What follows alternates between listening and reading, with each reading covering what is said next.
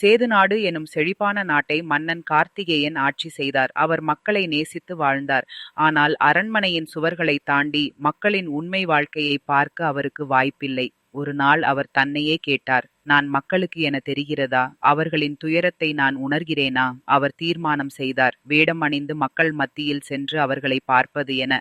அடுத்த நாள் அவர் சாதாரண வியாபாரி போல் வேஷம் போட்டார். அணிகலன் எதுவும் இல்லாமல் எளிய ஆடையில் புறப்பட்டார்.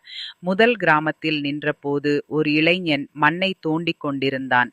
அவன் முகத்தில் சோர்வு. மன்னன் கேட்டார், ஏன் இவ்வளவு சோர்ந்து தோண்டுகிறாய்? இளைஞன் சிரிப்பின்றி சொன்னான், குடிநீர் இல்லாமல் நாங்கள் கஷ்டப்படுகிறோம். புதிய கிணறு தோண்டுவதற்கு பணம் இல்லை. மன்னனின் மனம் கனிந்தது. அவர் எதுவும் கூறாமல் அங்கிருந்து நகர்ந்தார். அடுத்த கிராமத்தில் ஒரு பெண் வீட்டு வாசலில் காய்கறி விற்கிறாள். அவள் கண்களில் கவலை. மன்னன் கேட்டார், அம்மா, ஏன் கவலையுடன் இருக்கிறீர்கள்?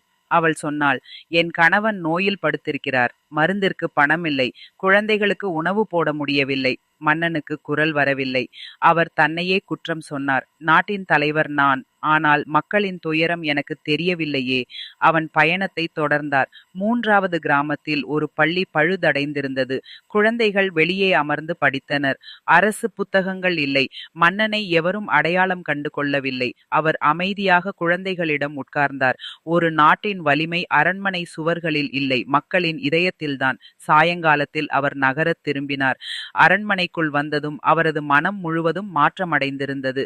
அடுத்த நாள் காலை அமைச்சரவை கூட்டத்தில் அவர் உறுதியான குரலில் பேசினார், நாம் மக்களிடம் போய் சேரவில்லை. இனி நான் நேரடியாக செல்லப் போகிறேன்.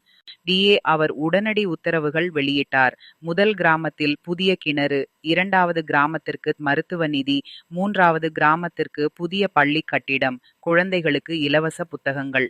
மக்கள் மன்னனை பார்த்தபோது அவர்தான் அவர்களுடன் பேசிய அன்பான அண்ணன் என்பதை அறிந்தனர்.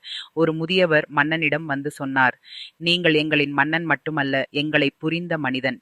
அன்று முதல் அவர் மக்களின் மன்னன் என்று அழைக்கப்பட்டார். அரண்மனை வாசலில் ஒரு வாசகம் பொறிக்கப்பட்டது, நாட்டை ஆள்வது சிங்காசனத்தில் அல்ல, மக்களின் நடுவில்தான். நெறி ஒரு தலைவரின் உண்மை வலிமை மக்களின் துயரை அறிந்து அதை தீர்க்கும் கருணையில்தான்.